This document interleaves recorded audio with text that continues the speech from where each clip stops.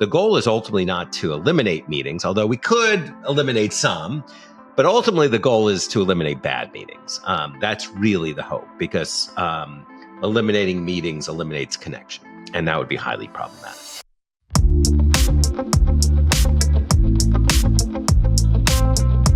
Welcome to the Seismic Shift podcast, where we are exploring the seismic shifts, shaking up the way that we live and the way that we work. I'm Michelle Johnston, your host, and I'm so excited to share with you today our guest, Stephen Rogelberg. Give it up for Stephen. Thank you so much for being here, Stephen. My pleasure. I'm really glad to be here. Yeah, we're going to be talking about the seismic shift of meetings, which is something that I talk about all the time when I'm coaching and when I'm speaking and when I'm talking about the seismic shift in leadership. We've got to figure out how to disrupt how we meet. And before we dive into things, I do want to give you a shout out. Stephen is a badass. Let's just begin there. And it's wild because we're in very similar circles, but we've never really been able to sit down and have this meaningful conversation on why we need to disrupt meetings and how we need to disrupt meetings. And there's not a better expert right now to talk about it than Stephen, because he just published his book. It's called Glad We Met, and it's the art and science of one-on-one meetings. It was just published in 2024. In fact, his previous book was one of the best business books to watch. Stephen is an organizational psychologist. He's the chancellor professor at the University of North Carolina, Charlotte. So a true expert on the art and science of meetings. Welcome again, Stephen. Thank you very, very much. So since my big interest is connection, and one of the ways we obviously connect with each other, particularly in the workspace, is with meetings. But I do want to back up for a second, because I want the listeners to know about you.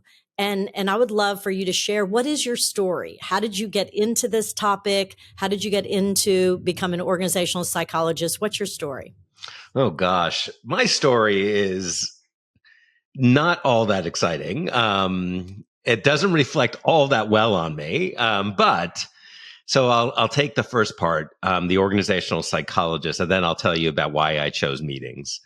So basically, I was a pretty flaky student. I wasn't very serious. I could get by just fine. But I also was raised by a very strong, controlling dad. And so when I was at university, it was my junior year, and I got a call from my dad saying, I want you to come home this weekend and tell us exactly what you're going to do when you graduate. I'm like, oh my gosh, I have no idea what I'm going to do. But I was getting my very first A in a class, and that class was organizational psychology. So I quickly realized that this might be the best answer to his question.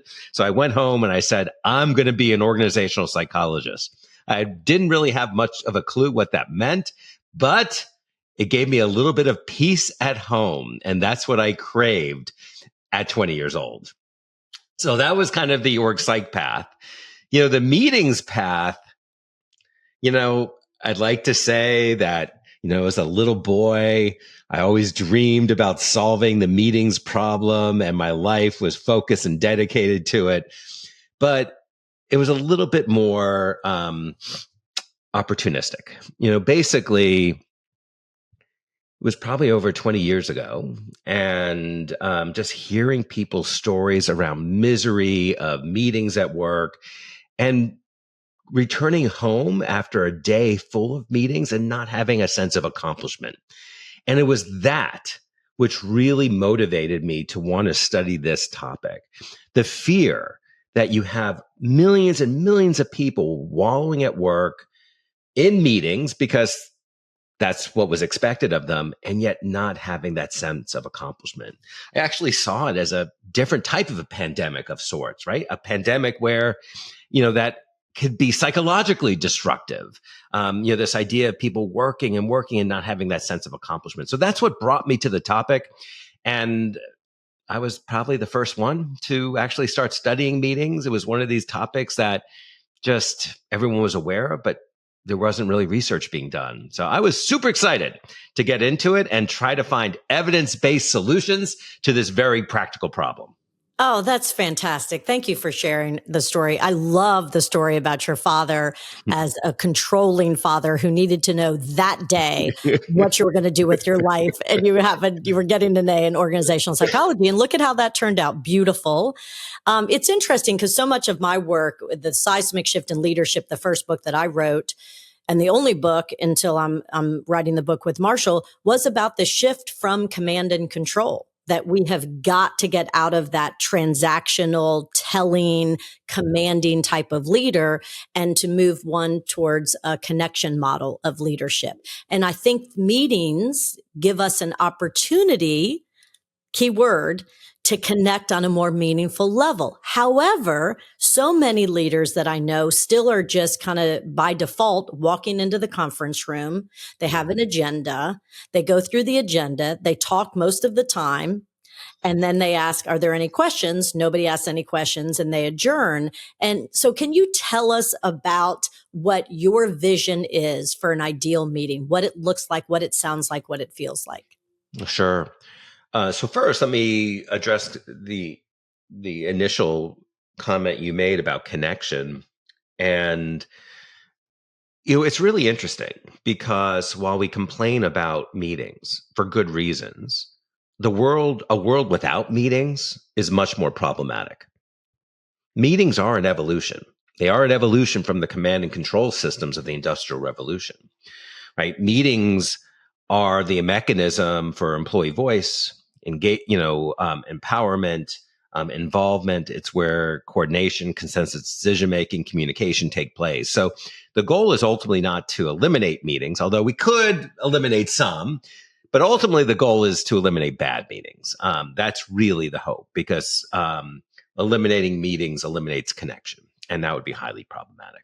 Boom, mic drop, just telling you, that's the quote of this episode. Eliminating meetings eliminates connection. So we just have to figure out how to make the meetings better, more effective, more productive. Yeah, okay, and we can do that. Yeah. Let's talk. Okay, let's teach the listeners how to do that. Okay. So, there's so many intervention points when it comes to meetings. The good news is that because they're just so bad that even if you try anything, it's going to have some good effects because we're a mess. And so, it can start with, ultimately it starts with intentionality. And the basis of that is this notion of being a good steward of others' time. This notion of stewardship has emerged so readily in our research as the distinguishing quality of excellent meeting leaders. And when you are a steward of others' time, the thought of people leaving your meeting saying that was a waste is so uncomfortable to you that you think about your meeting and you become intentional with your choices. And interestingly, we act like a steward all the time when it comes to meeting with key stakeholders, because we don't want those people leaving our meeting saying that was horrible. But when we meet with our team or peers, we typically just dial it in. We're not intentional. So being intentional involves, there's so many different areas where you can be intentional, right? So it's thinking carefully about who really needs to be there. How long should the meeting actually be? So not just relying on default settings, but make a choice, decide. Another great place for intentionality is the creation of an agenda. But since I know you like disruption, I'm going to give you a disruptive solution to agendas, because our research generally shows that having an agenda in and of itself actually does nothing to improve meetings. And if you stop and reflect, that's not that much of a surprise, because so many agendas are just recycled meeting to meeting. What matters more than just having a piece of paper with topics is what those topics are. Are they truly relevant to others? What matters even more is how you facilitate discussion around those topics. That's the hard stuff. But now let me share with you an innovation in agendas that I think really illustrates this intentionality. So what I'd like to encourage folks to do is, when you're designing a meeting, instead of listing your agenda as a set of topics, I want you to create your agenda as a set of questions to be answered. By framing your agenda as questions to be answered, now you have to really stop and think about why you're having this meeting. It's to answer these questions. By framing your agenda as questions, you have a better sense of who has to be there, right? They're relevant to the questions. By framing your agenda items as questions, you know if the meeting has been successful.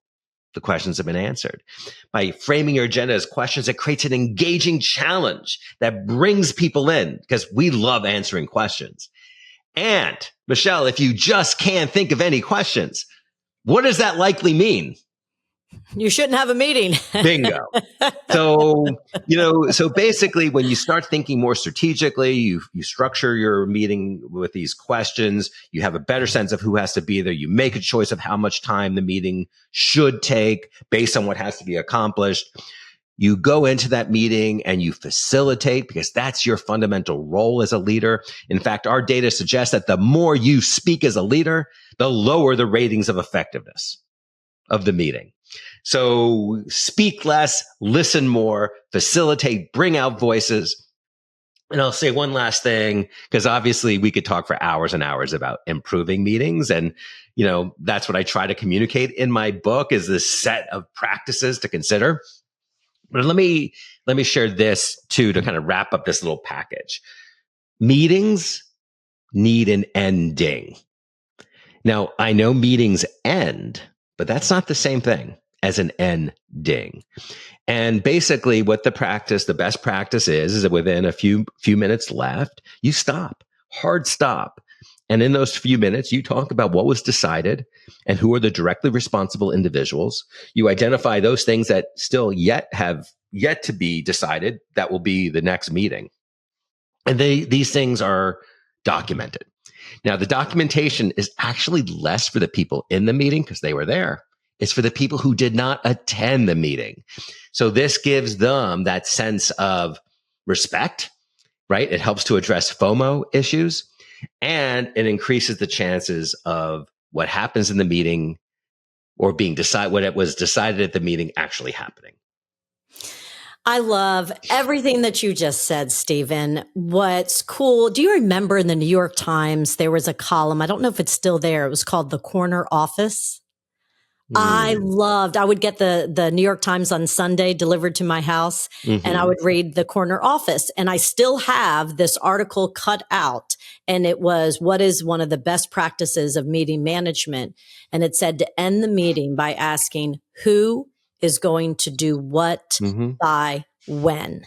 And if you can just end every meeting with that, you're good. I also loved what you said about the effectiveness, that there's an inverse relationship to the amount of time a leader talks and how effective people perceive the meeting to be. Because so many leaders, again, think that they're supposed to be the ones talking all the time because they have the most important things to say. What I'm advocating for when it comes to connection, what I'm learning from all the research when it comes to meetings is employees want to have a voice. They want to be asked a question rather than told what to do, right? So I love the idea of agendas should be full of questions. And what I've learned about connection, Stephen, is it requires reciprocity. So the types of meetings that are most effective today are more conversations. Or at least, I don't know about most effective. The most people enjoy meetings more when they walk in and they're actually asked, what do you think? What are your thoughts on this issue, rather than being told what to do? So again, connection requires give and take, and the leader having enough confidence to say, I don't need to be the expert on everything. I value what you say and I want to know what you think. And that's exactly what you're saying about asking questions. So that's brilliant. Thank you. Sure. I mean, ultimately, you call a meeting when you have a compelling topic that requires engagement with it, right? Because if the topic doesn't require engagement, then you don't need a meeting, right? You could just send out an email or record yourself talking. So the very essence of a meeting is it's a compelling topic that requires some level of engagement. So if you're having a meeting and you're inviting people and asking people to give you the greatest gift they have, their time, then you ultimately have a responsibility to tap into that in a meaningful way. And, it's almost analogous, you invite someone to a party, to your house party, and then they arrive and, you just talk at them the entire party. right? They're not going to have a very good experience. They're going to be like, okay, this is the worst party in the world. And, the same thing, the more people are involved, engaging, talking to one another, disagreeing constructively with one another, right? That's stimulating and interesting. And that's where creativity and disruption and all these great things can happen. But ultimately, a leader has to create a safe environment where people can engage and connect in meaningful ways. Absolutely. So that's a perfect transition to go into the art and science of one-on-one meetings. So Sure. we deconstructed, I think we did a pretty good job for our listeners of deconstructing what a team meeting used to be and trying to ask for people to show up, whether you're the leader or the employee, to show up differently and engage more and have more conversations with questions as the agenda. All right, let's talk about, I have leaders right now that I coach who continue to give me pushback and say, I don't need one-on-one meetings. When I have a question, I just call my employees. I call my direct reports. Why do I need one-on-one meetings? I believe that every leader should have one-on-one meetings. Could you share with our audience why one-on-one meetings are imperative? Sure. So first of all, let's step back and make sure your listeners understand what we mean by a one-on-one. So when we talk about a one-on-one meeting, we're talking about a meeting that's facilitated and orchestrated by a manager, but it is not for them. It is not for them. It is a meeting for your people.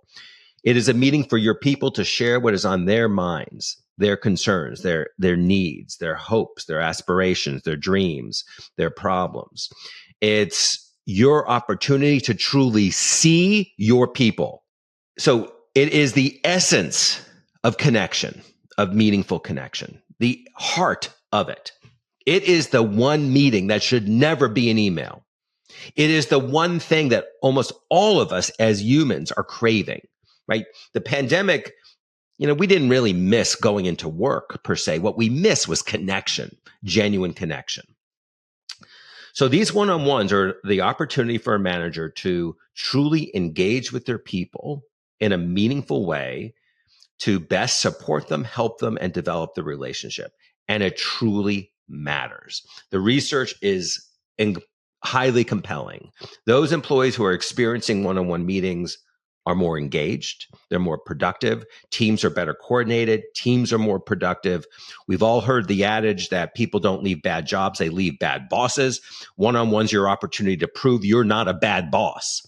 And therefore, one-on-ones, when executed effectively, also promotes retention of your top talent. And if you step back and think about it, think about a time when someone with more power than you took a genuine interest in you and how that made you feel. That's the gift you're giving others. So one-on-ones are truly a strategic investment in your people.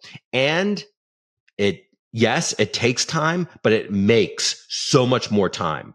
Think about the amount of time it takes replacing your top talent. Think about the amount of time it takes trying to redo mistakes that were made, right? Think about the time it takes being constantly interrupted because employees don't have a dedicated space to meet with you. So ultimately, what we have found in the research is that managers who do these actually have more time. And let us not forget, as a manager, your success is pretty much a function of the success of those that report into you. So if this tool elevates your people, it only looks good for you. And finally, I'll say this. We are constantly giving signals to people around us, signals of what's important to us and signals that aren't important to us. Think about the signal you send if you don't do these. Or if you cancel. I can't tell you how many, when I conduct 360s right before I begin coaching leaders, I can't tell you how many times when I say, what can a leader do to make you feel unseen or unsafe or not important? And they say, if they cancel our one-on-one meetings. And I'll ask the follow-up question, how do you interpret that? That either I'm not doing a very good job or I don't really matter. Exactly. Well said. So let's help our listeners. So now we know how important the one-on-one meetings are. And so assume that we have 150,000 people tuned into the Seismic Shift podcast in the past 90 days, which is amazing. So let's assume the mixed. We've got leaders, high-level leaders. We also just have people who are craving connection, and they're listening going, okay, if the one-on-one meeting is more about me and not my leader, then how should I run it? Oh, I mean, it's such a good question. And I mean, I really tried to lay that all out in the book. And, I think there's also a chapter, by the way, that really is this notion of takes two to tango. So directs also have a role and responsibility. And I try to lay out the key responsibilities they have in these one-on-ones. But ultimately, those leaders who are most effective at running these one-on-ones just recognize that their primary role is to listen, to understand, and to keep offering support and help. And as they're doing this, they're also not imposing solutions on their people, but they're trying to get solutions to emerge from the people itself, right? Because if they impose solutions, that's demotivating. So these leaders who run one-on-ones are effectively, I mean, they're just dialed into the moment. They're present. They're helping the individual bring their full selves to the conversation. They're patient. If the individual wants to talk a lot about one particular issue, they let them. They also hold off on their impulse to want to have status updates, right? Because so many managers just want status updates, but that's not for your people. That's for you. You can get status updates lots of different ways. This is something different. This is a dedicated time that you're giving to someone else to have their needs met. So remind yourself of the intention of these things. Remind yourself when you've had interactions like this, when someone took a genuine interest in you and how meaningful it was to you. And then remember, you have 2 ears and 1 mouth, so listen more than you speak and engage and enjoy the process. And then I will wrap it up with this. One of the greatest predictors of life satisfaction is helping of others. One-on-ones are your opportunity to help others. And by doing so, you not only benefit that other person, but really you're benefiting yourself, because you are living a set of values of meaningfulness, of stewardship, and kindness. Oh, gosh, what a beautiful way to summarize the importance of one-on-one meetings and to show people that you see them, you hear them, you value them, you respect them, you appreciate. That's what I've learned the 5 dimensions of connection are. And you can do all of those things in one 30-minute one-on-one meeting. And so I do want to ask 2 more questions real fast. I have a lot of leaders, and you probably do too, Stephen, who I work with, who will say, well, whenever I ask, before a meeting, I want my people to send me, especially with AI now, they'll say, I want them to send me their PowerPoint deck and I'll run it through AI so that I can understand what they want from me, what their needs are, and then I can better prepare for the meeting. But then behind the scenes, their people are telling me, it's killing us. It's a time sucker. We're having to spend so much time preparing for a meeting with this leader, a PowerPoint presentation. So could you answer that? And then I'll have the last question for you. Well, that's pretty ridiculous, quite frankly. Like, it's not tax your people. Take the effort and just ask them when they're in that meeting, because that process of actually engaging with people to understand how you can help gets you to that point a little bit more accurately, right? If you're just going to infer it based on an AI analysis of a PowerPoint, my gosh, right? That's automating connection. That's not what we're looking for, right? We're looking for true connection. Do the work, right? Do the work. Ask questions and engage. I love that. We're all searching and we're all craving meaningful connection.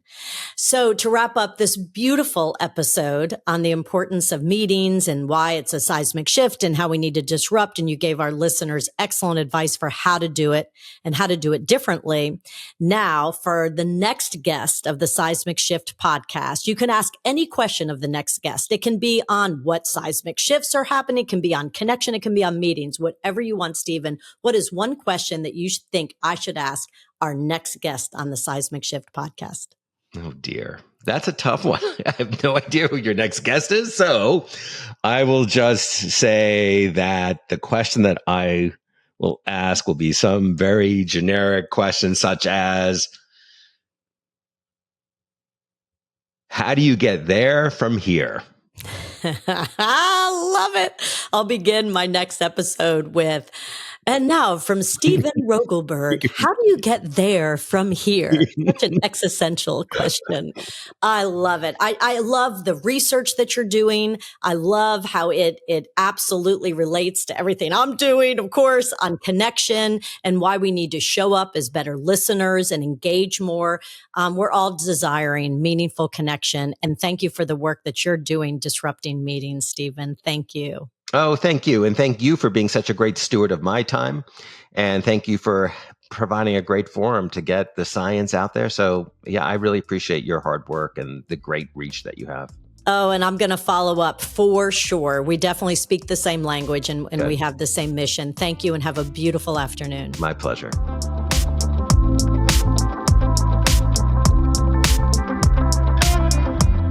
Thank you for joining us on the Seismic Shift. And before you go, can I ask one favor of you? Do you mind sharing today's episode with a leader you know? The power of this conversation is found in your using it and sharing it to create real connection in your life. Lastly, I'd like to thank Loyola University New Orleans and the Terra Firma audio team for helping bring this content to life.